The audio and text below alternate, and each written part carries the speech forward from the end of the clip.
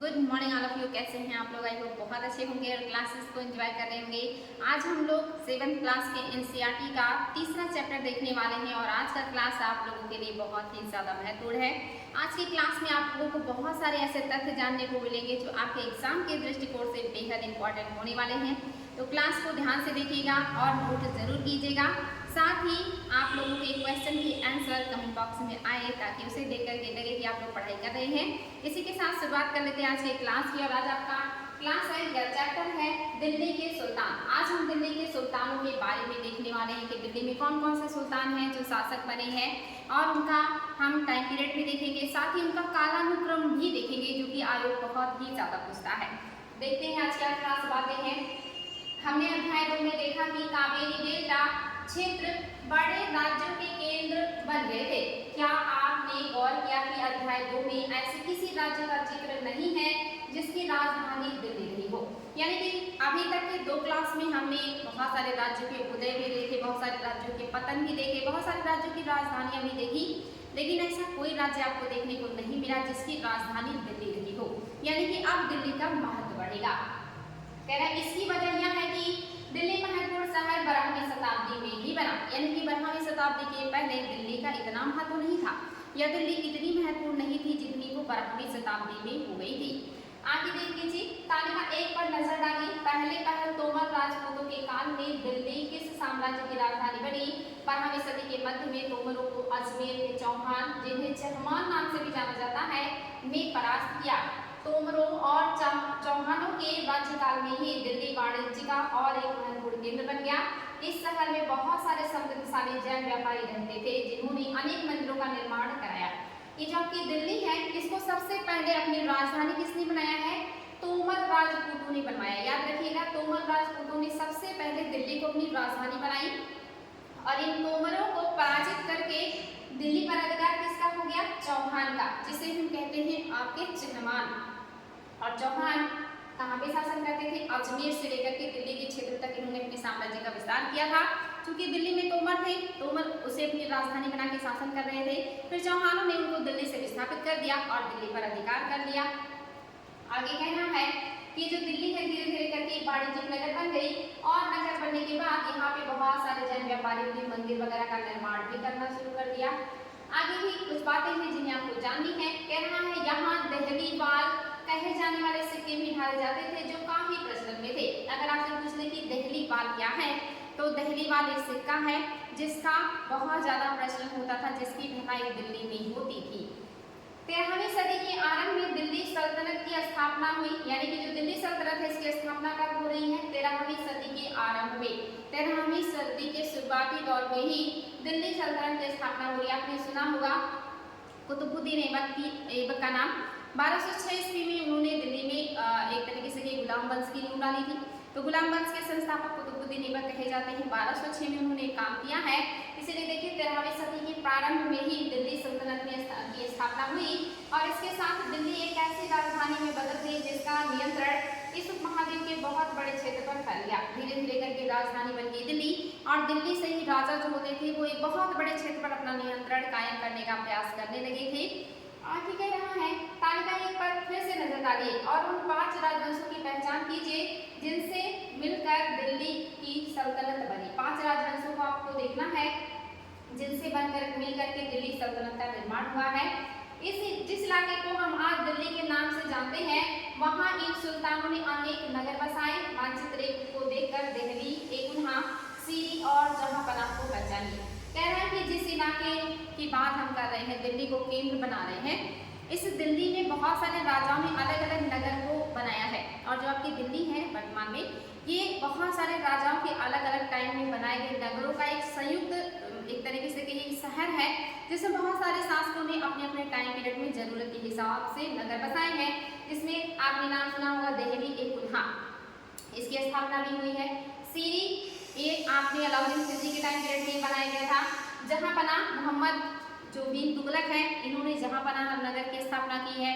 आप देखेंगे तुगलकाबाद मोहम्मद बिन जो है गयासुद्दीन तुगलक ने यहाँ पे स्थापित किया था। आप जाके आगे देखेंगे तो दीन पनाह नगर भी देखने को मिलेगा जो हुमायूं के द्वारा स्थापित किया जाएगा। इस तरह से बहुत सारे राजाओं ने अपने अपने टाइम पीरियड में वहाँ पे अलग अलग नगर बनाए और उन सभी नगरों को संयुक्त रूप से दिल्ली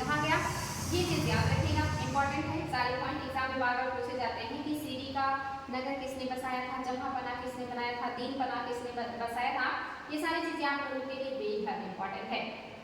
अब हम बात करेंगे दिल्ली के शासक, दिल्ली के शासकों के बारे में बात करेंगे।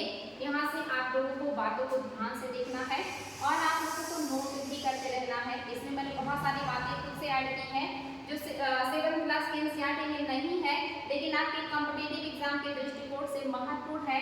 मैंने उन सारी बातों को यहाँ पे नोट किया है, तो इसलिए आप लोगों को ये सारी बातें जाननी है। चलिए एक एक करके देख लेते हैं हम दिल्ली के सुल्तानों के बारे में खास बातें। इंपॉर्टेंट है तथ्य, इसलिए आप लोगों को इसको बहुत ही गंभीरता से केयरफुली सुनना है और इसको समझना है, नोट भी करना है और आंसर राइटिंग तो जरूर करना है। आंसर राइटिंग करने से आप लोगों को तथ्य लंबे समय तक याद रहते हैं। देखिए दिल्ली के सुल्तानों में पहले हैं आपके अनंतपाल। अनंतपाल तोमर राजवंश के संस्थापक हैं। अनंतपाल ये पहले शासक है। इनका टाइम पीरियड दिल्ली में कब से कब तक है, 1130 से 1145 तक। इन्होंने दिल्ली पर अपना अधिकार जमाए रखा और दिल्ली को अपनी राजधानी बना करके शासन किया। इसके बाद इनको समाप्त करने के बाद जो चौहान है इनका अधिकार हो गया दिल्ली पर। चौहानों का जो अधिकार है ये देखिए 1165 से लेकर के 1192 तक है, जिसे पृथ्वीराज चौहान ने 1192 में जो युद्ध लड़ा था, तराइन का युद्ध, इसमें गौरी से पराजित हुई और फिर गौरी का इन क्षेत्रों पर अधिकार हो गया था। तो ये जो चौहान वंश के शक्तिशाली राजा हैं पृथ्वीराज चौहान, इन्होंने दिल्ली पर 1175 से लेकर 1192 तक अपना अधिकार रखा है। इसके पहले इनके राजवंश के बाकी शासकों ने दिल्ली पर अपना अधिकार बना के रखा था, यानी कि तोमर जिनमें अनंतपाल हैं दिल्ली के शासक हैं। फिर इसके बाद जो आते हैं वो आपके हैं गौरी का, मतलब उसके पहले आपके हैं पृथ्वीराज चौहान, जो कि अपने आप में बहुत ही शक्तिशाली शासक हैं। अजमेर से शासन कर रहे थे, लेकिन धीरे धीरे करके उन्होंने दिल्ली तक के साम्राज्य को अपने शासन या अपने अंडर में मिला लिया था। तो इस तरह से आप देखेंगे पृथ्वीराज चौहान का भी यहाँ पे समय बीता। पृथ्वीराज चौहान के बाद आपने देखा गौरी को ये साम्राज्य मिल गया, दिल्ली का जो क्षेत्र है वो गौरी के अधीन आ गई। लेकिन गौरी यहाँ पे ज्यादा दिनों तक शासन नहीं किए, क्योंकि वो मूलतः कहाँ के हैं, गौर के, और गौर अफगानिस्तान के क्षेत्र में पड़ता है और वहाँ से वो भारत पे आक्रमण किए थे और उन्हें अपना जो मातृभूमि था उसको भी सुरक्षित रखना था। इसीलिए उन्होंने दिल्ली का या जो भी क्षेत्र भारत में जीता था उस क्षेत्र को अपने गुलामों के अधीन छोड़ करके ये वापस अपनी मातृभूमि को लौट गए थे और समय समय पे वहाँ से आते रहते थे। बाद में उनकी खोखरों के द्वारा हत्या भी कर दी गई और मृत्यु हो गई थी। उसके बाद उनके 3 गुलामों में उनके साम्राज्य को बांट दिया गया जितना उन्होंने जीता था, खास करके कुतुबुद्दीन ऐबक और इसके अलावा कुबाचा, इन लोगों का नाम सुना होगा आप लोगों ने। इनको इन्होंने अपने साम्राज्य का जो हिस्सा है वो दे दिया था। तो इस तरह से आप देखेंगे प्रारंभिक जो तुर्क शासक है, जब गौरी अधिकार कर लेंगे 1192 में, तराइन का दूसरा युद्ध हुआ, गौरी को अधिकार प्राप्त हो गए दिल्ली पे। उसके बाद उनके गुलामों का शासन रहा, जिसमें उनके सबसे महत्वपूर्ण जो गुलाम है, और इस देखिए टाइम पीरियड जब तक गुलामों ने शासन किया है 1206 से लेकर के 1290 का जो टाइम पीरियड है ये प्रारंभिक तुर्कों का टाइम पीरियड है। इसी को गुलाम वंश भी कहा जाता है, इसी को मामलुक वंश भी कहा जाता है, इसी को आप क्या कह सकते हैं, प्रारंभिक तुर्क भी कह सकते हैं। इसी को कहा जाता है गुलाम वंश, गुलाम वंश भी कहा जाता है और इसी को मामलुक वंश भी कहा जाता है। मामलुक वंश भी कहा जाता है। ये चीज याद रखिएगा, वेरी वेरी इंपॉर्टेंट है, आगे के द्वारा पूछा जाता है कि मामलुक वंश की स्थापना किसने किया था। याद रखिएगा मामलुक वंश, इसी को कहते हैं गुलाम वंश भी कहते हैं, प्रारंभिक तुर्क भी कहते हैं। तो कुतुबुद्दीन ऐबक जो है ये गुलाम वंश के संस्थापक हैं। ये आयोग के द्वारा क्वेश्चन पूछा जाता है कि कुतुबुद्दीन ऐबक ने कब से कब तक शासन किया है, तो ये 1206 से लेकर के 1210 तक टाइम पीरियड का इनका शासन है और इनको गुलाम वंश का संस्थापक कहा जाता है। ये चीज याद रखिएगा, गुलाम वंश के संस्थापक हैं कुतुबुद्दीन ऐबक, जिनका टाइम पीरियड बहुत कम समय के लिए है, 1206 से लेकर के 1210 तक है। लेकिन इस मात्र आप देखेंगे 4 सालों में ही इन्होंने बहुत बड़े साम्राज्य की स्थापना कर लिया था, जिनको गुजरात में कुतुबुद्दीन जो आपकी गौरी है इनको हरा दिया था गुजरात के शासक ने।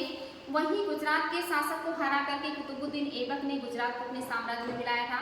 कुतुबुद्दीन ऐबक ने मालवा का क्षेत्र भी अपने साम्राज्य में मिलाया था, बुंदेलखंड का इलाका भी इनके साम्राज्य में था, कन्नौज तक का जो क्षेत्र है ये सब कुतुबुद्दीन ऐबक के साम्राज्य में शामिल हो गया था। मात्र 4 साल के शासनकाल में इन्होंने अच्छा खासा साम्राज्य अपना स्थापित कर लिया था, लेकिन एक दुर्घटना जिसमें वो पोलो खेलते हुए घोड़े से गिरते हैं और उनकी मृत्यु हो जाती है सर में अंदरूनी चोट की वजह से। अन्यथा वो और भी बड़े साम्राज्य की स्थापना कर सकते थे। तो उन्होंने अपने 4 साल के टाइम पीरियड में ही अपने साम्राज्य का विस्तार भी किया और उसको मजबूत करने का प्रयास भी किया था, लेकिन बेहतर तरीके से प्रशासन को नहीं चला पाए, उसके पहले ही उनकी मृत्यु हो गई थी।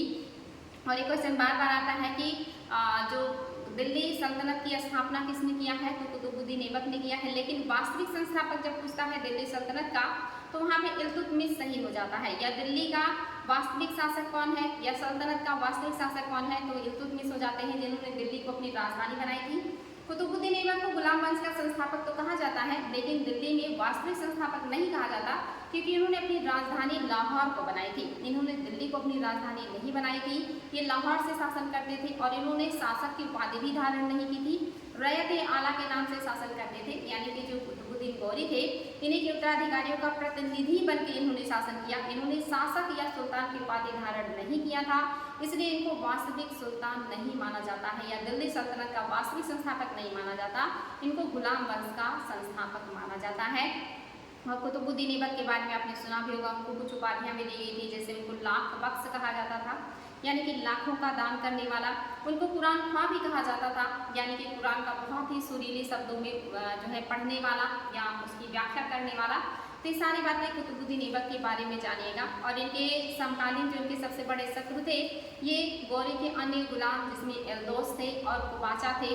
क्योंकि एल्दौस को काबुल के क्षेत्र जो है ये कुबाचा को मिले थे, और जो लाहौर का क्षेत्र था ये एल्दौस को मिला था।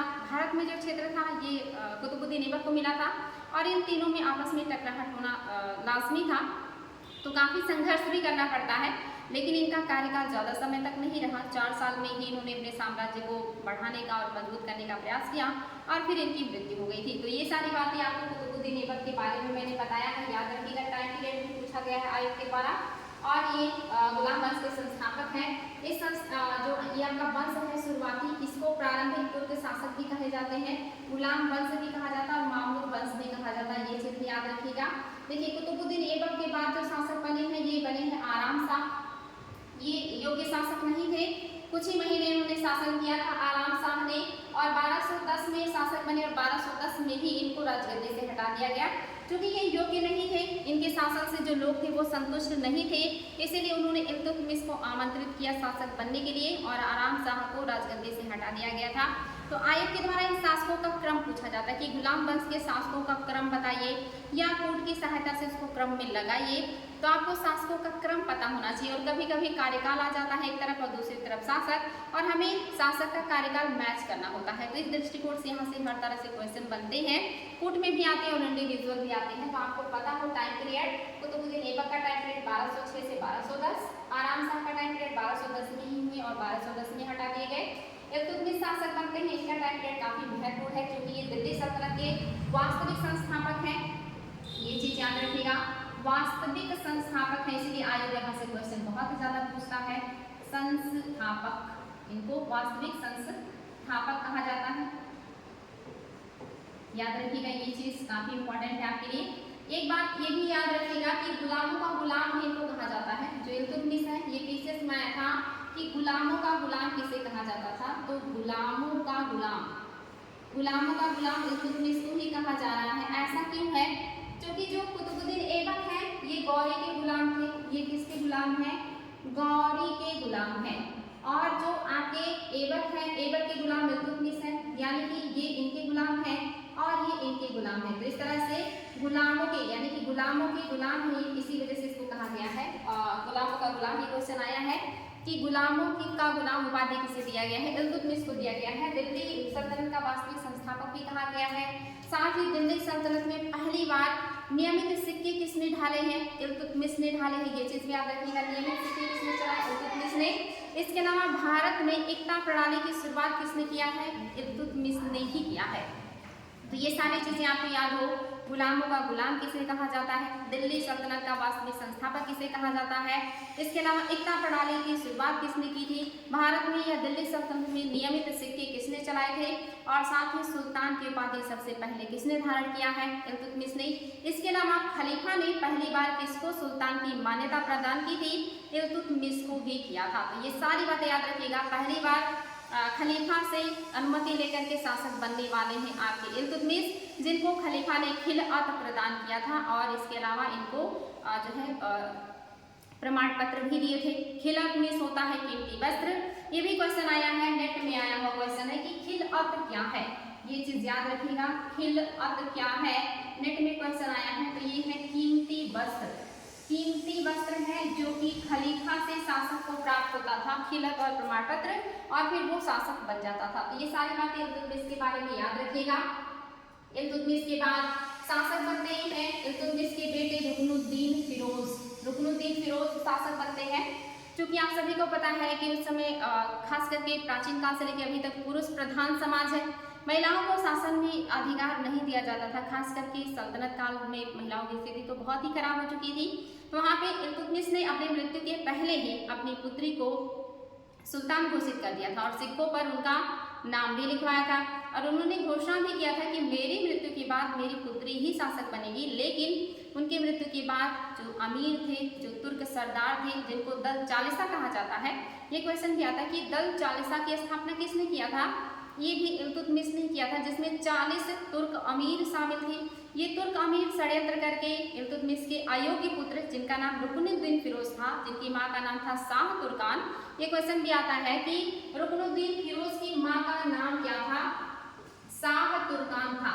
शाह जो तुर्कान है, ये बहुत ही ज्यादा क्रूर महिला थी, बहुत ही ज्यादा एक तरीके से कहिए निर्दयी महिला थी। लोगों की हत्याएं करवाना, षड्यंत्र करना उनका काम था। हालांकि बहुत दानी महिला भी थी। ये क्वेश्चन भी आता है कि सल्तनत काल की दानी महिला कौन थी, तो यही शाह तुर्कान ही है।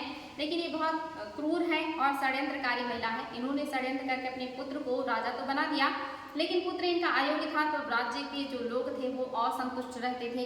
साथ ही शाह तुर्कान के जो षड्यंत्र थे, इससे पूरे दरबारी लोग भी आशंकित रहते थे कि कब किसकी हत्या हो जाएगी या कब किसको पद पे स्थापित किया जाएगा या किसको हटा दिया जाएगा। इस चीज को लेकर के जो तुर्क सुल्तान थे, ये भी काफी डरे हुए थे और वो भी चाहते थे कि इनका साम्राज्य समाप्त हो जाए।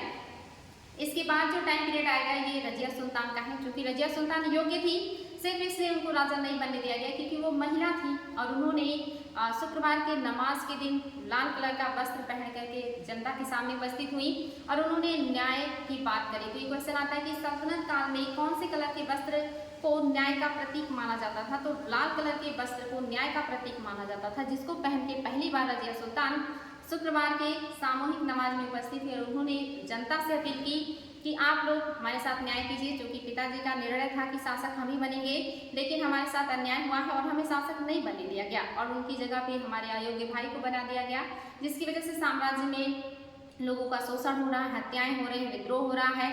और अगर आप लोग हमें शासक बनाते हैं तो इन सभी समस्याओं से आप लोगों का मैं निदान करूंगी, साथ ही मैं आप लोगों के लिए बेहतर काम करूंगी, ऐसा उन्होंने आश्वासन दिया।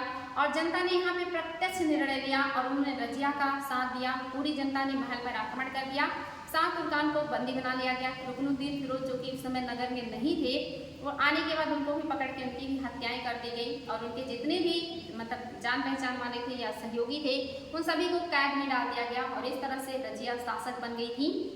तो ये भी क्वेश्चन आता है कि सल्तनत का कौन सा वो शासक या शासिका थी जिसको राजगद्दी पर बैठाने के लिए जनता ने प्रत्यक्ष निर्णय लिया या स्वयं निर्णय लिया था, तो ये आपकी रजिया सुल्तान है। ये भी क्वेश्चन आता है कि दिल्ली सल्तनत की पहली महिला सुल्तान कौन है, तो वो आपकी रजिया सुल्तान है, जो कि शासक बनती हैं और शासक बनने के बाद उन्होंने बहुत ही बेहतरीन तरीके से काम भी किया था। तो ये चीज याद रखिएगा। जो आपके इल्तुतमिश है, इनका टाइम पीरियड कब से कब तक आयोग पूछता है, ये 1210 से 1236 तक का इनका टाइम पीरियड है। इन्होंने शासन किया है।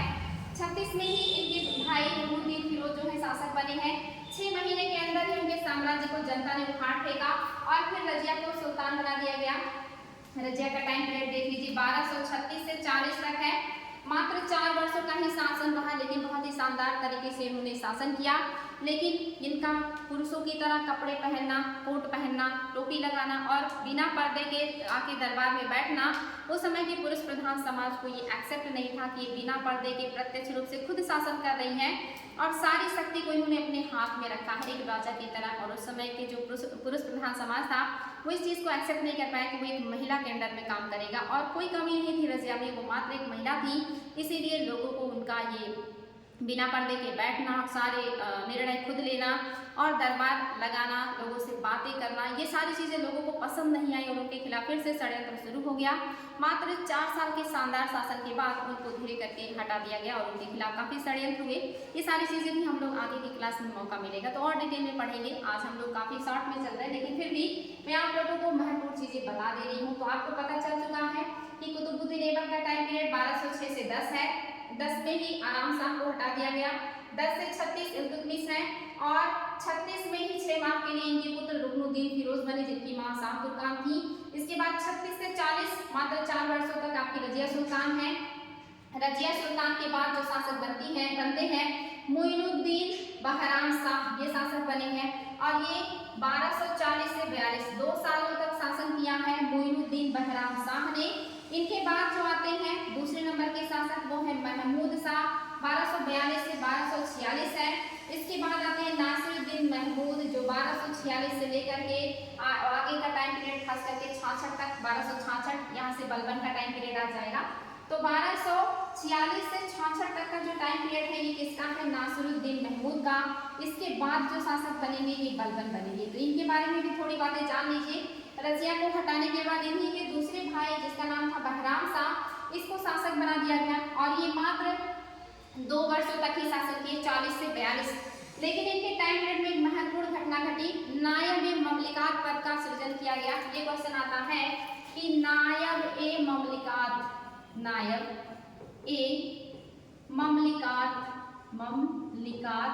पद का सृजन किसके टाइम पीरियड में किया गया है? तो रजिया के बाद आए हैं बहराम शाह, इन्हीं के टाइम पीरियड में नायब ममलिकात पद का सृजन किया गया, जो राजा के बाद दूसरे नंबर का सर्वोच्च अधिकारी होगा जिसका राजा के ऊपर कंट्रोल होगा। तो ये क्वेश्चन कई बार आया है कि किसके टाइम पीरियड में इस पद का सृजन किया गया है? तो ये किया गया है ऑप्शन आपका बहराम शाह सही होगा। टाइम पीरियड भी याद रखिएगा। और पहला व्यक्ति जो नायब ममलिकात के पद पे आसीन हुआ था ये भी याद रखिएगा, ऐतगीन नाम था उनका, ऐतगीन। ये भी क्वेश्चन आया हुआ, ये भी याद रखिएगा। इसके बाद शासक बने हैं जो है मसूद शाह, 42 से 46, ज्यादा समय इनका भी टाइम पीरियड नहीं, मात्र 4 साल है। इनके बाद जो आते हैं नासिरुद्दीन महमूद, 46 से लेकर के 66 तक। नासिरुद्दीन महमूद जो है ये बहुत ही ईमानदार शासक है। ये कुरान का नकल करके लिखा करते थे और उसी कॉपी को बेच करके अपना खर्चा चलाते थे। ये आयोग ने क्वेश्चन पूछा है कि दिल्ली सल्तनत का कौन सा शासक है जो कुरान का नकल करके उसको बेच करके अपने जीविकोपार्जन करता था, वो साम्राज्य के पैसे से अपने खर्चे को नहीं चलाता था। वो है नासिरुद्दीन महमूद, जो कुरान की नकल करके और उसको बेचते थे और उससे जो पैसा होता था उससे अपना खर्च चलाते थे। नासिरुद्दीन महमूद ने अपनी बेटी का विवाह बलबन से किया था और बलबन को अपना दामाद बनाया था। धीरे धीरे करके बलबन काफ़ी शक्तिशाली हो जाते हैं और नासिरुद्दीन महमूद जब 1966 में इनकी मृत्यु हो गई तो बन जाते हैं शासक आपके बलबन। और बलबन अपने आप में काफ़ी महत्वपूर्ण है। इनका टाइम पीरियड याद रखिएगा राजा बनने का 1266 से लेकर 87, 20 साल से 21 साल तक का इनका टाइम पीरियड है शासन का, जब प्रत्यक्ष रूप से राजा के रूप में शासन किए। इसके पहले इन्होंने बहुत सारे पदों पर आसीन होकर के बहुत सारे अनुभव भी प्राप्त किए थे और उन्हें धीरे धीरे करके एक अच्छे शासक के जो गुण होने चाहिए वो सारे सीख लिए थे। तो प्रत्यक्ष राजा के रूप में शासन मात्र 21 वर्ष का है, 66 से लेकर के 87 तक इन्होंने शासन किया है राजा के तौर पे। और ये जो बलबन है इन्होंने दल चालसा को समाप्त कर दिया था। इल्तुतमिश ने क्या किया था? दल चालसा का गठन किया था। आपके जो इल्तुतमिश है इन्होंने दल चालीसा का गठन किया था, दल चालीसा का गठन किया था। ये चीज याद रखिएगा, क्वेश्चन आता है। दल चालीसा को समाप्त किसने किया है? बलबन ने किया था। ये जो बलबन है इन्होंने दल चालीसा को समाप्त कर दिया था। और इसके अलावा बलबन के बारे में आपने सुना होगा, लौह एवं रक्त की जो है नीति अपनाई थी इन्होंने। ये क्वेश्चन आता है कि लौह एवं रक्त की नीति दिल्ली सल्तनत की किस शासक ने अपनाई थी? लौह एवं रक्त, ये नीति किसकी है? बलबन की है। इसके अलावा जिले ये इलाही की उपाधि किसने धारण किया है? ये भी इन्होंने ही धारण किया है, जो आपके बलबन है इन्होंने ही उपाधि धारण किया है जिले ए इलाही का। ये क्वेश्चन भी आया है, दिल्ली सल्तनत के किस शासक ने जिले ए इलाही की उपाधि धारण की है? तो ये भी आपके बलबन ही है, जिले ए इलाही की उपाधि धारण करने वाले। इसके अलावा ये भी क्वेश्चन आता है कि फारसी त्योहार नौरोज और आपका नौरोज है और एक और भी त्योहार है जो कि इन्होंने मनाना शुरू किया था। तो नौरोज त्योहार किसने मनाया है? बलबन ने ही नौरोज त्योहार शुरू किया था इन्होंने दरबार में मनाना, जो कि एक फारसी त्यौहार है। इसके अलावा सिजदा एवं पायरोस इन्होंने परंपरा शुरू की थी। ये क्वेश्चन भी आता है कि दिल्ली सल्तनत के किस शासक ने सिजदा एवं पायरोस की परंपरा शुरू की थी। वेरी वेरी इंपॉर्टेंट है, सिजदा एवं पायरोस, ये सारी चीजें याद रखिएगा, सब आयत के द्वारा पूछे गए हैं। सिजदा एवं पायरोस या पायरोस, सिजदा एवं पायरोस। सिजदा का मतलब होता है सुल्तान के सामने झुकना, पायरोस का मतलब होता है जमीन पे लेट के शासक के चरण को चूमना। तो सिजदा एवं पायरोस जो परंपरा है, नौरोज त्योहार है, ये सब बलबन ने शुरू किया और सब आयत के द्वारा पूछा जाता है। और बलबन ने लौह एक रक्त की नीति अपनाई थी, जिल्दे इलाही की उपाधि धारण की थी। इसके अलावा बलबन ने दीवान अर्ज की स्थापना भी की थी। ये क्वेश्चन भी आयोग ने कई बार पूछा है कि दीवान ए अर्ज किससे जुड़ा हुआ विभाग है और इसकी स्थापना किसने किया है। तो दीवान ए अर्ज की स्थापना किया है बलबन ने, और ये कैसा विभाग है, सैन्य विभाग है, सैन्य विभाग है, याद रखिएगा, वेरी वेरी इंपॉर्टेंट। दीवानी अर्ज की स्थापना बलबन ने किया है, सैन्य विभाग है। और बलबन के टाइम पीरियड में ही सबसे मतलब जो है बंगाल का विद्रोह हुआ था, जिसमें तुगरिल खां ने विद्रोह किया था। ये क्वेश्चन आता है कि तुगरिल खां का विद्रोह किसके टाइम पीरियड में हुआ है। तो तुगरिल खां का जो विद्रोह है, ये याद रखिएगा, तुगरिल खां कहाँ के हैं, बंगाल के हैं। बंगाल के सूबेदार थे तुगरिल खां, जिन्होंने विद्रोह किया है बलबन के टाइम में। और तुगरिल खां के सगे संबंधियों, रिश्तेदारों, सभी को बाजार में खपीचों में जिंदा चुनवा दिया था बलबन ने। इतना भयावह दृश्य था, इसीलिए आयोग इस क्वेश्चन को बहुत ज्यादा पूछता है कि तुगरिल खां का विद्रोह किसके समय में हुआ है, या तुगरिल खां का जो मतलब साम्राज्य था या जो शासन था, ये कहाँ पे था, बंगाल में था। ये चीजें याद रखिएगा। इसके अलावा बलबन से और एक क्वेश्चन आता है, आपने देखा एकता व्यवस्था की शुरुआत इल्तुतमिश ने किया है, एकता व्यवस्था की शुरुआत इल्तुतमिश ने किया, लेकिन इक्तादारों के ऊपर कंट्रोल रखने के लिए जो अधिकारी था उसका नाम था ख्वाजा। ख्वाजा नामक अधिकारी की स्थापना किसने किया, इक्तादारों के ऊपर कंट्रोल रखने के लिए ख्वाजा नामक अधिकारी की स्थापना बलबन ने किया। इक्तादारी व्यवस्था को शुरू किया है इल्तुतमिश ने, जिसमें एक मतलब किसी भी व्यक्ति को लैंड का टुकड़ा दे दिया जाता था, उससे जो भी इनकम होता था व्यक्ति उससे अपना खर्चा चलाता था, लेकिन वो भ्रष्ट करप्ट ना हो जाए, इसलिए उसके ऊपर एक और अधिकारी को नियुक्त किया जिसका नाम था ख्वाजा। ये चीज याद रखिएगा। और ये भी याद रखिएगा कि इक्तादार एक निश्चित अमाउंट ही अपने पास रख सकते थे, उससे ज्यादा जो होता था एक्स्ट्रा, उसको क्या कहते थे, ये भी आयोग ने पूछा है कि एकता में जो एक्स्ट्रा मतलब जो ज्यादा हो जाता था या जो अधिक हो जाता था या जो अधिशेष होता था, अधिशेष भी कह सकते हैं, निश्चित मात्रा से अधिक अधिशेष, जो अधिशेष होता था ये क्या कहलाता था, ये चीज याद रखिएगा। जो अधिशेष होता था इसको क्या कहते थे, खवाजिल, खवाजिल। आयोग ने इसको भी पूछा है कि इक्तादारों को जो अधिशेष राजा की राजकोष में जमा करना पड़ता था वो क्या कहलाता था, वो खवाजिल कहलाता था। तो ये सारी बातें याद रखिएगा। बलबन के बारे में काफी महत्वपूर्ण है, 1266 से 87 का टाइम पीरियड, कौन कौन से काम इन्होंने किए हैं सारे आपके नोट्स में होने चाहिए। खवाजिल जो है उनको राजकोष में जमा करना होता था। ये सारे पॉइंट याद रखिएगा, बेहद इंपॉर्टेंट है। यहाँ पे लिखा हुआ कोई ऐसा वर्ड नहीं है जो आयोग ने ना पूछा हो, तो इसलिए आप लोगों के लिए क्लास कितनी महत्वपूर्ण है, आपको इसी क्लास से बहुत सारे प्रश्नों के उत्तर मिलने वाले हैं। क्लास को बहुत सीरियसली देखा करें, आप लोग नोट करा करें और क्वेश्चन के आंसर राइटिंग भी किया करें, क्योंकि सारे तथ्य आयोग के पूछे गए हैं, चाहे वो नेट हो, IAS हो या PTGT PGT हो या कोई भी एग्जाम हो, ऐसा कोई एग्जाम नहीं है जहाँ से यहाँ से क्वेश्चन ना आए हो। चलिए और भी देख लेते हैं खास क्या बातें हैं। अब हम लोग खिलजी वंश के बारे में देखेंगे। अभी तक हम लोगों ने गुलाम वंश या तुगलक वंश के बारे में देखा था, अब हम लोग देखेंगे खिलजी वंश के बारे में जो इसके बाद स्थापित हुए हैं। खिलजी वंश का टाइम पीरियड देख लीजिए, 30 वर्षों का जो है इनका टाइम पीरियड है। ये क्वेश्चन आता है इनके द्वारा कि दिल्ली सल्तनत में सबसे कम समय तक शासन किस राजवंश ने किया है, खिलजी ने। ये भी क्वेश्चन आया है कि दिल्ली सल्तनत में सबसे जो है कम शासन तो किया है, लेकिन कितने वर्षों का शासन किया है, खिलजियों ने 30 वर्षों तक टाइम पीरियड है। देखिए 30 वर्षों तक शासन किया है, सबसे कम समय तक इस राजवंश ने शासन किया है, वेरी वेरी इंपॉर्टेंट है। खिलजी वंश में आप देखेंगे जो संस्थापक है ये है जलालुद्दीन खिलजी। जलालुद्दीन खिलजी काफी महत्वपूर्ण है और ये काफी उदार व्यक्तित्व के हैं। एक वृद्ध राजा है, इन्होंने बहुत ही अच्छा काम किया है। हालांकि इनके टाइम में पीरियड में एक विद्रोह हुआ है जो आपके द्वारा बहुत ज्यादा पूछा जाता है, सिद्दी मौला का विद्रोह। ये क्वेश्चन आता है कि सिद्दी मौला का विद्रोह किसके समय में हुआ था, तो ये आपका ऑप्शन नंबर जो फर्स्ट है यानी कि जलालुद्दीन खिलजी।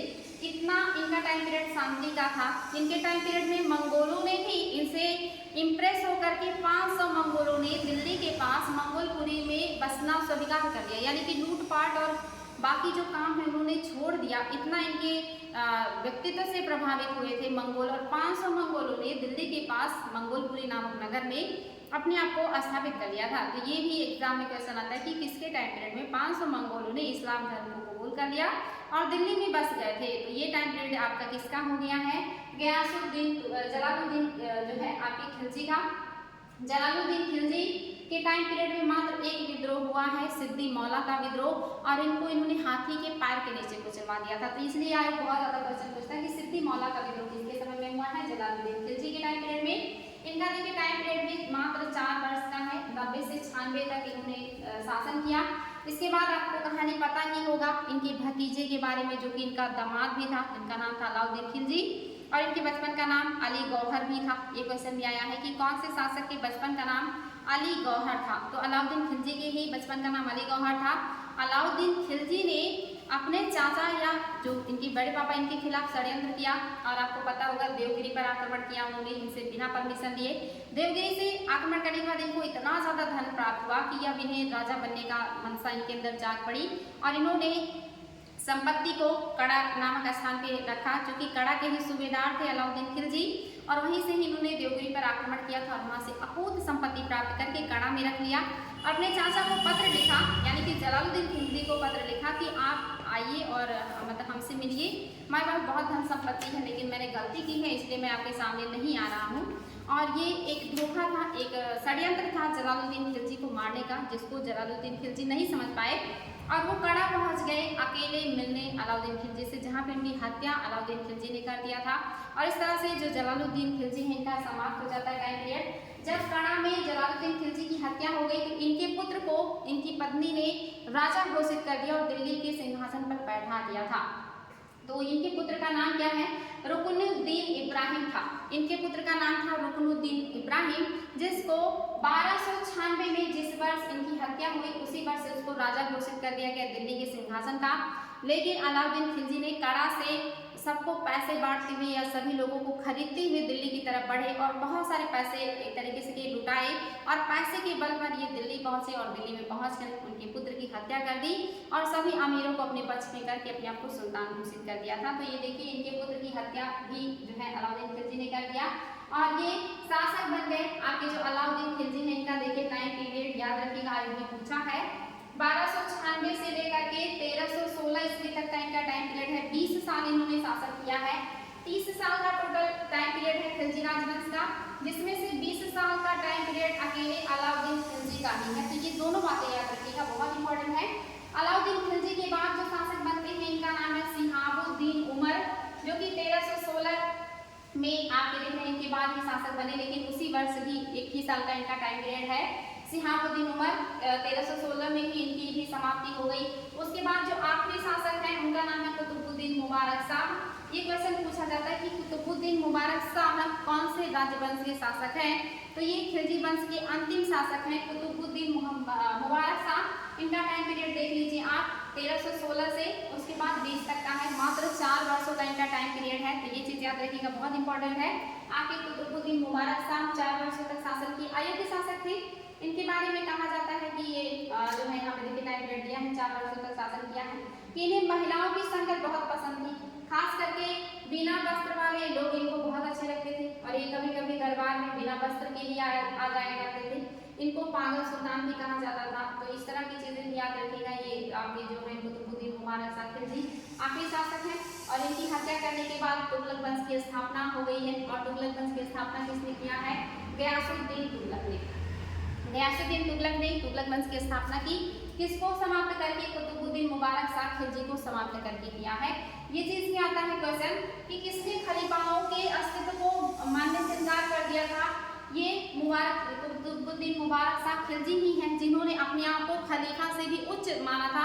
खलीफाओं की उच्चता को या सर्वोच्चता को इन्होंने नकार दिया था। आखिरी शासक भी हैं, इन्हीं की हत्या भी हो रही है। इन्हीं को स्त्रियों का संगत पसंद था और बिना वस्त्र के भी मतलब दरबार में आ जाया करते थे। ये सारी बातें याद रखिएगा। आगे देख लीजिए, तुगलक वंश की स्थापना हुई इनकी हत्या करके। तुगलक वंश आप देख रहे हैं 1320 से लेकर के आगे आपका लगभग चलता है। मैं नीचे कर देती हूँ ताकि आप लोगों को पूरा टाइम पीरियड पता चल जाए। सबसे लंबे समय तक का समय है, देखिए 1320 से 1414 तक है। ये क्वेश्चन आता है कि दिल्ली सल्तनत में सबसे लंबे समय तक किसका शासन है, तो तुगलकों का है। ये बहुत ही इंपॉर्टेंट प्रश्न है, आयोग के द्वारा कई बार पूछा जाता है। सबसे लंबे समय तक इन्होंने शासन किया है, सबसे कम समय तक खिलजियों ने शासन किया है। और इसके संस्थापक कौन है, गयासुद्दीन तुगलक है। कब से कब तक टाइम पीरियड है, 4 वर्ष का समय है इनका। 1320 से लेकर के 1324 तक इन्होंने शासन किया है गयासुद्दीन तुगलक ने। गयासुद्दीन तुगलक ने अपने साम्राज्य को काफी बढ़ाने का प्रयास किया था। इन्होंने बंगाल क्षेत्र भी अपने साम्राज्य में मिलाया था। दिल्ली का जो क्षेत्र विस्तार है काफी हद तक इनके टाइम पीरियड में हुआ। इसके बाद जो राजा बने हैं ये है आपके मोहम्मद बिन तुगलक, जिनके बारे में इतिहास में काफी बातें आपने सुनी भी होंगी। और इनका टाइम पीरियड देखिए काफी ज्यादा है। ये 1324 में शासक बन रहे हैं और 51 तक ये शासक रहे हैं, यानी कि लगभग 26-27 साल का प्लस से इनका शासन है। और इनके टाइम पीरियड की आपकी कुछ घटनाएं आपको पता होंगी, जैसे द्वाब में कर वृद्धि करना जो कि असफल रहा। इसके अलावा राजधानी परिवर्तन करना, ये भी सक्सेसफुल नहीं हुआ। इसके बाद सांकेतिक मुद्रा चलाना और उसके बाद खुरासान का अभियान या कराचिल का अभियान। ये इनके 3-4 कदम ऐसे थे जो इनको इतिहास में एक तरीके से भी बुद्धिमान राजा के पदवी दिलाने के बजाय मूर्ख राजा की पदवी दिलाते हैं। हालांकि सल्तनत काल के सबसे पढ़े लिखे राजा है, ये क्वेश्चन ये भी आया है। सल्तनत काल का सबसे विद्वान या पढ़ा लिखा राजा कौन है, तो ये चीज भी याद रखिएगा। आपके कौन हो जाएंगे, गयासुद्दीन तुगलक हो जाएंगे। हालांकि मैंने आप लोगों को अलाउद्दीन खिलजी के बारे में थोड़ा नहीं बताया, उनके बारे में भी थोड़ा जान लीजिए। अलाउद्दीन खिलजी का बहुत कुछ आपने पढ़ा भी होगा। जैसे उन्होंने अपनी अस्थायी सेना रखी थी। ये क्वेश्चन आता है कि पहला सल्तनत शासक कौन है जिसने अपनी अस्थायी सेना रखी थी, अलाउद्दीन खिलजी है। ये भी क्वेश्चन आता है कि पहला दिल्ली सल्तनत का शासक कौन है जिसने नगद वेतन पर सेना रखी थी, अलाउद्दीन खिलजी ने रखी थी। बाजार नियंत्रण प्रणाली किसकी है, अलाउद्दीन खिलजी की है। दिल्ली सल्तनत का कौन सा शासक है जिसने पहली बार 50% टैक्स किसानों से वसूल किया है, अलाउद्दीन खिलजी है। ये भी क्वेश्चन आता है कि दिल्ली सल्तनत का पहला शासक कौन है जिसने खरी और चराई कर लगाया है, अलाउद्दीन खिलजी है। ये भी क्वेश्चन आता है कि मलिक काफूर किसके सेनापति हैं, अलाउद्दीन खिलजी के हैं। मलिक काफूर को 1000 दिनारी भी कहा जाता है। ये भी क्वेश्चन आता है कि दिल्ली सल्तनत में किस शासक को पहली बार कोहिनूर मिला था, तो आपके जो इनके सेनापति हैं मलिक काफूर, उन्होंने ही कोहिनूर हीरा ला करके वारंगल के शासक ने उनको दिया था। ये चीज भी याद रखिएगा कि अलाउद्दीन खिलजी को या मलिक काफूर को कहाँ से मिला था हीरा, वारंगल के शासक से। वारंगल वर्तमान में तेलंगाना को कहते हैं। वर्तमान में जो तेलंगाना है, एंशिएंट काल में इसको वारंगल कहते थे। और तेलंगाना के क्षेत्र में ही, जिसको आंध्र प्रदेश आज उसी का हिस्सा है, और वहाँ से गोलकुंडा की खान से ही आपकी कोहिनूर हीरा निकला था, जिसको मलिक काफूर ला करके अलाउद्दीन खिलजी को देते हैं। इसके अलावा अलाउद्दीन खिलजी ने सिकंदर सानी की उपाधि भी धारण की थी। ये क्वेश्चन भी आता है कि कौन विश्व विजेता बनना चाहता था सल्तनत काल का राजा, अलाउद्दीन खिलजी ही विश्व विजेता बनना चाहते थे, इसलिए इन्होंने सिकंदर सानी की उपाधि भी धारण की थी। तो अलाउद्दीन खिलजी तो अपने आप में बहुत महत्वपूर्ण है, ये क्वेश्चन बार बार पूछा जाता है। इसके अलावा ये भी क्वेश्चन आता है कि खुम्स के माल पर किसने राज्य का हिस्सा 80% वसूल किया है, तो 2 लोग हैं, अलाउद्दीन खिलजी और मोहम्मद बिन तुगलक, जिन्होंने लूट का 80% अपने पास रखा और जनता के ऊपर 50% टैक्स लगाए। तो अलाउद्दीन खिलजी अपने आप में काफ़ी महत्वपूर्ण है, उनको याद रखिएगा। वहाँ हालांकि अलाउद्दीन खिलजी को और भी विस्तार पूर्वक हम लोग अगर आगे की क्लासेस में मिलता है टॉपिक, तो उनके बारे में देखेंगे। आज हम लोग शासकों का क्रम देख रहे हैं, उनका टाइम पीरियड देख रहे हैं, कैसे कैसे दिल्ली सल्तनत की स्थापना हो रही वो देख रहे हैं। इसलिए हम बहुत ज़्यादा आप लोगों को नहीं बता रहे हैं, लेकिन जो भी चीज़ें मैंने बताई हैं उसको जरूर याद रखिएगा। ये भी आता है कि सबसे ज़्यादा खालसा भूमि का विकास किसके समय में हुआ है, यानी कि राजकीय भूमि। खालसा भूमि को कौन सी भूमि कहते हैं, राजकीय भूमि, यानी कि राजा का भूमि। ये भी आपके अलाउद्दीन खिलजी का ही टाइम पीरियड है। तो ऐसे बहुत सारे तथ्य हैं जिनको हम देख सकते हैं, जैसे घोड़ों की दागने की प्रथा किसने शुरू किया, अलाउद्दीन खिलजी। सैनिकों का हुलिया लिखवाना किसने शुरू किया, अलाउद्दीन खिलजी। इसके अलावा खराज, ये मुख्तराज जो है, या मुख्तराज जो मतलब खराज एक तरीके से भी कि लैंड का जो इनकम होता है या एक तरीके से कि लगान होता है, उसकी व्यवस्था के लिए मुफ्त खराज विभाग की स्थापना किसने किया है? अलाउद्दीन खिलजी ने ही किया है। तो बहुत सारी बातें हैं अलाउद्दीन खिलजी के बारे में, अगर पढ़ा जाए तो एक एक शासक को एक एक दिन लगेंगे, लेकिन हम लोग एनसीईआरटी पढ़ रहे हैं तो एनसीईआरटी को पढ़ रहे हैं, साथ ही कुछ बातें और भी देख रहे हैं। तो चलिए आगे बढ़ लेते हैं। और हमने पढ़ा मोहम्मद बिन तुगलक के बारे में, उनकी योजनाओं के बारे में जो कि काफ़ी हद तक फ्लॉप रही। उसके बाद जो शासक आते हैं ये है आपके फिरोज शाह तुगलक। फिरोज शाह तुगलक ये याद रखिएगा, ये जो है आपके जौनपुर के संस्थापक हैं। मोहम्मद बिन जो तुगलक है, इनके बचपन का नाम था जौना खां, इनका जौना खां नाम था, और इन्हीं के याद में इन्होंने बसाया है फिर आपका जौनपुर नगर। ये क्वेश्चन आता है कि जौनपुर नगर की स्थापना किसने किया था? तो जौनपुर नगर की स्थापना किया है फिरोज शाह तुगलक ने। किसकी याद में किया है? जौना खां। ऑप्शन में तो जौना खां नहीं है तो मोहम्मद बिन तुगलक, इनकी याद में किया है। और जौनपुर को पूर्व का सिराज भी कहा जाता था। ये क्वेश्चन भी आता है कि पूर्व का सिराज किसे कहा जाता था? तो पूर्व का सिराज जौनपुर को ही कहा जाता था। इसका मतलब होता है कि पूर्व का ताज, जहाँ पे शिक्षा और अन्य क्षेत्रों का जो केंद्र हो, क्योंकि आपके जौनपुर में ही जो शेरशाह सूरी हैं, साथ ही मलिक मोहम्मद जायसी हैं, इन सभी ने शिक्षा अध्ययन किया था। तो ये शिक्षा अध्ययन का बहुत ही अच्छा केंद्र था, इसीलिए इसको पूर्व का सिराज भी कहा जाता था। स्थापना किसने किया, किसकी याद में किया, क्या कहा जाता है, ये सारी बातें याद रखिएगा। फिरोज शाह तुगलक का टाइम पीरियड याद रखिएगा, 1351 से 1388, 51 से लेकर 88 जो है इनका टाइम पीरियड है, लगभग 37 साल का टाइम पीरियड है, काफी लंबा शासन किया है इन्होंने। इसके बाद जो टाइम पीरियड आ जाता है, ये बात याद रखिएगा, गयासुद्दीन सेकंड का। इसके बाद आता है शासन गयासुद्दीन सेकंड, देखिए फर्स्ट है, ये सेकंड है, इनका टाइम पीरियड 1388 से 89 का है। इसलिए बता रहे हैं कि क्वेश्चन आ जाता है कि तुगलक वंश के शासकों का क्रम बताइए, या तुगलक वंश के शासकों का कूट की सहायता से क्रम लगाइए। तो आपको ये क्रम पता हो, इसलिए यहाँ पे मैंने वो शासकों के नाम और कार्यकाल भी लिखे हैं जो आपके एनसीईआरटी में नहीं दिया हुआ है। इसके बाद जो शासक हैं अबू बकर तुगलक है, जो 89 से लेकर के 90 तक इनका टाइम पीरियड है। अल-बुकर्क तुगलक है। इसके बाद जो आते हैं नासिरुद्दीन महमूद तुगलक, जो कि 90 से 94 तक है। ये देखिए नासिरुद्दीन मोहम्मद है, ये मोहम्मद है, नासिरुद्दीन एक महमूद है और एक मोहम्मद है। ये नासिरुद्दीन मोहम्मद तुगलक है जो 90 से 94 तक है, 4 वर्ष का मात्र शासन है। इसके बाद जितने शासक आए हैं वो मोस्टली आपके अयोग्य हैं। नुसरत शाह तुगलक, इसके बाद इनका टाइम पीरियड आता है नुसरत शाह तुगलक का, इनका टाइम पीरियड भी देख लीजिए। नुसरत शाह तुगलक 95 से 98 तक इनका टाइम पीरियड है।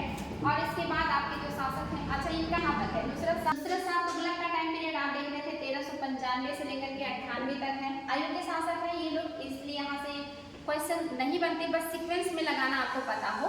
इसके अलावा आता है नासिरुद्दीन महमूद, देखिए एक नासिरुद्दीन मोहम्मद है, इनसे कंफ्यूज मत हो जाइएगा। ये क्यों महत्वपूर्ण है? क्योंकि इन्हीं के टाइम पीरियड में आक्रमण किया है तैमूर लंग ने। ये क्वेश्चन आता है, बार बार आयोग के द्वारा क्वेश्चन पूछा जाता है कि तैमूर लंग ने किस शासक के समय में आक्रमण किया है? नासिरुद्दीन महमूद के टाइम पीरियड में आक्रमण किया है तैमूर लंग ने। ये क्वेश्चन आता है। ये एक पैर के लंगड़े थे, इनका पैर नहीं था, इसलिए इनको तैमूर लंग कहा जाता है। ये शासक कौन है? नासिरुद्दीन महमूद है, मोहम्मद नहीं है, महमूद है। इसके अलावा ये भी क्वेश्चन आता है कि तैमूर लंग ने भारत पर कब आक्रमण किया था? ये क्वेश्चन बहुत इंपॉर्टेंट है। 1398 ईस्वी, 1398 ईस्वी में तैमूर लंग ने आक्रमण किया है आपकी दिल्ली पर 1398 में।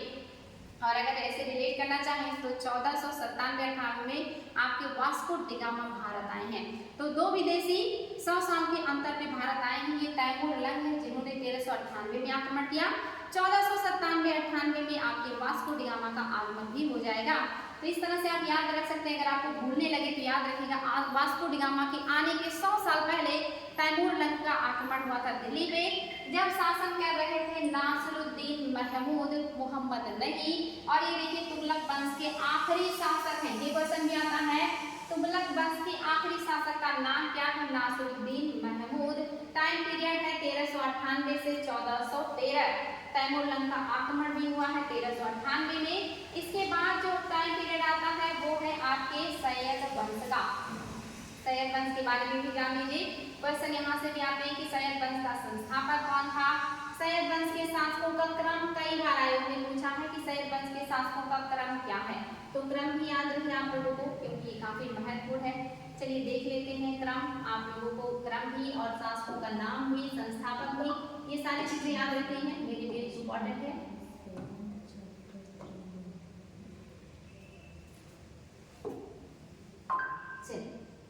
आपका है सैयद वंश के संस्थापक। देखिए सैयद वंश आ गया आपके सामने। टाइम पीरियड कब से कब तक का है सैयद वंश का? 1414 से लेकर के 1451 तक का जो शासनकाल है ये आपके सैयद वंश का है।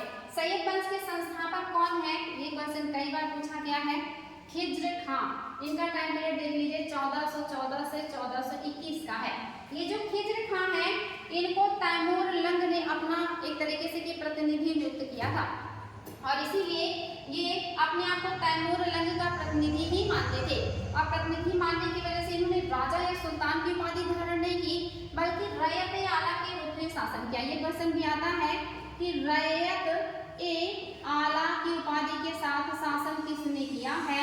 तो रैयत ए आला की उपाधि से शासन कर रहे हैं आपके खिज्र खां। इसके अलावा एक नाम और भी मैंने आपको बताया था, गौरी के उत्तराधिकारियों का प्रतिनिधि बनके कुतुबुद्दीन ऐबक ने भी शासन किया था, जिन्होंने भी रैयत ए आला की उपाधि धारण की थी। तो दोनों लोगों को याद रखेगा, सल्तनत काल के दो लोग हैं जिन्होंने रैयत ए आला की उपाधि धारण की। और जब आयोग पूछेगा कि रैयत ए आला की उपाधि धारण करके किसने शासन किया या कौन सा दिल्ली का शासक था जिसने सुल्तान की उपाधि धारण नहीं की, तो दो नाम याद रहे आपका खिज्र खां और कुतुबुद्दीन ऐबक। अगर ऑप्शन में दोनों आते हैं तो बहुत सही होगा, दोनों नहीं आएंगे तो दोनों में से जो भी नाम आपको मिले उसको आप लोग सही कर देंगे। और आयोग ने क्वेश्चन पूछा भी है, इसलिए मैंने आपको यहाँ पे ध्यान दिलाया कि संस्थापक है ये चीज याद रखिएगा। प्रतिनिधि है तैमूर लंग के, रैयत ए आला की उपाधि धारण की है, टाइम पीरियड 1414 से 1421 का है। ये सारी बातें याद रखिएगा। ये क्रम नेट में भी आया हुआ है, टीसीएस में भी पूछा हुआ है, समीक्षा अधिकारी में भी आया था कि खिज्र खां मतलब जो आपका सैयद वंश है इसके शासकों का क्रम बता दीजिए, तो क्रम याद रखिएगा। इसके बाद शासक कौन बनेंगे? टाइम पीरियड हम लोग देख लेते हैं। इसके बाद जो शासक है वो है आपके मोहम्मद शाह है, जो कि इस नहीं आपके मुबारक शाह है। मुबारक शाह देख लीजिए 21 से 34 का है। 21 से 34 का जो टाइम पीरियड है ये किसका है? मुबारक शाह का। सेकेंड नंबर के शासक है, 21 से 34 तक शासन किया इन्होंने मुबारक शाह ने।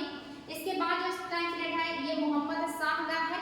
इनका देखिए 1434 से 45 तक का टाइम पीरियड है। इसके बाद जो शासक है ये अलाउद्दीन मसूद शाह है।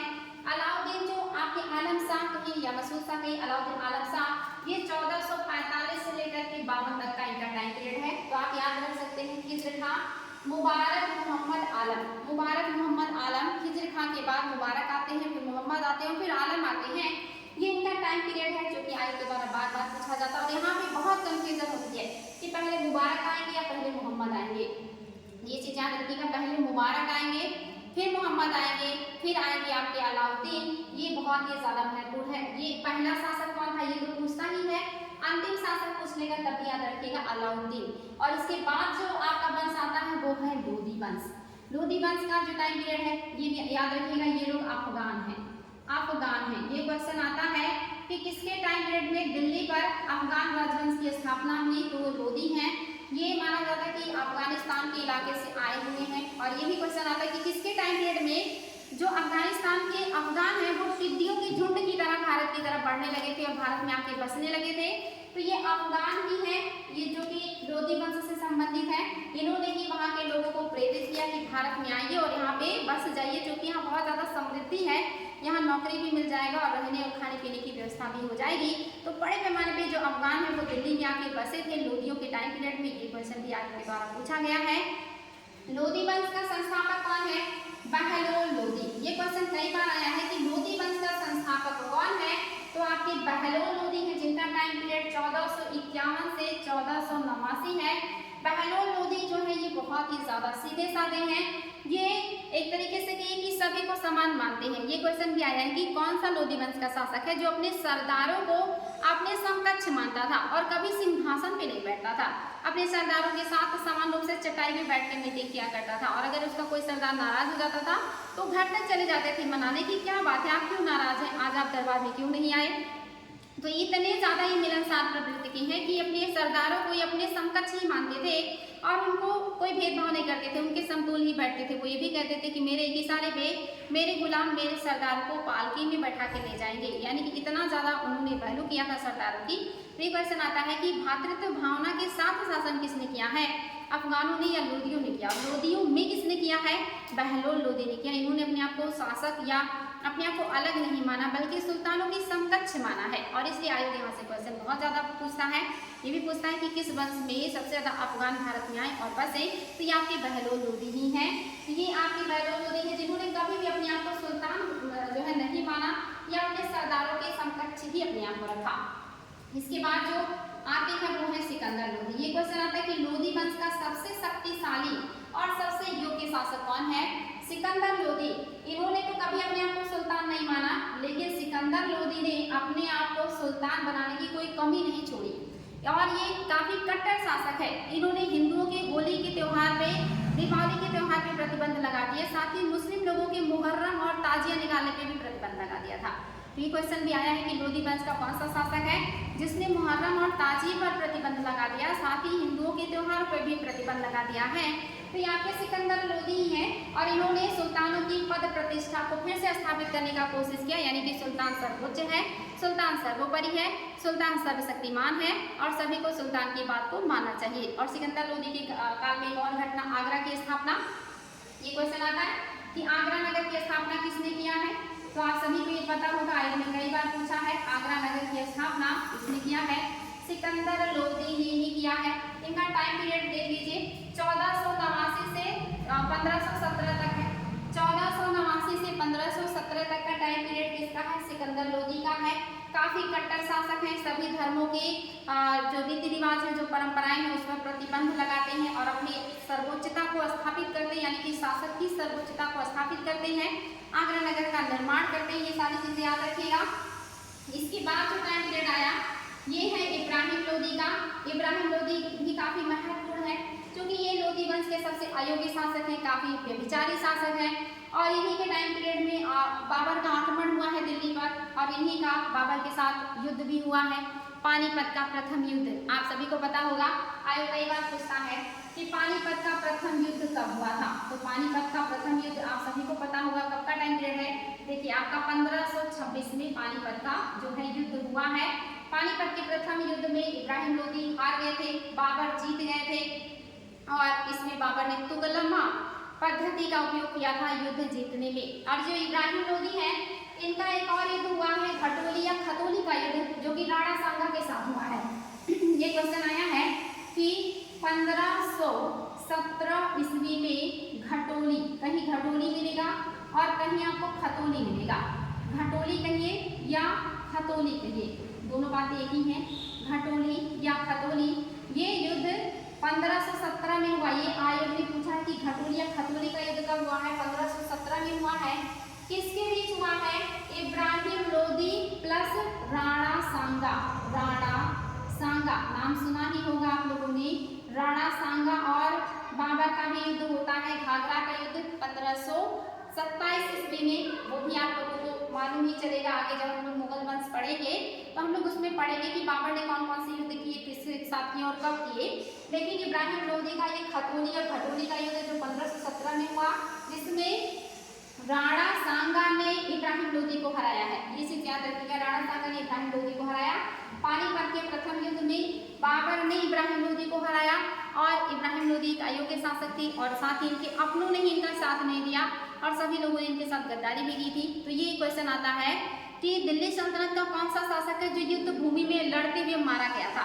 ये क्वेश्चन भी आयोग ने पूछा है। तो आपके इब्राहिम लोदी ही हैं जिनका युद्ध भूमि में हत्या हुआ। इसके पहले कोई ऐसे शासक नहीं थे जो युद्ध भूमि में लड़ते हुए मारे गए हो। तो आयोग का क्वेश्चन याद रखिएगा कि युद्ध भूमि में लड़ते हुए सल्तनत काल का शासक इब्राहिम लोदी था, जो मारा गया, जिसको बाबर ने मारा था, और फिर दिल्ली सल्तनत एक तरीके से समाप्त हुआ और यहाँ से मुगल वंश की स्थापना हो गई थी।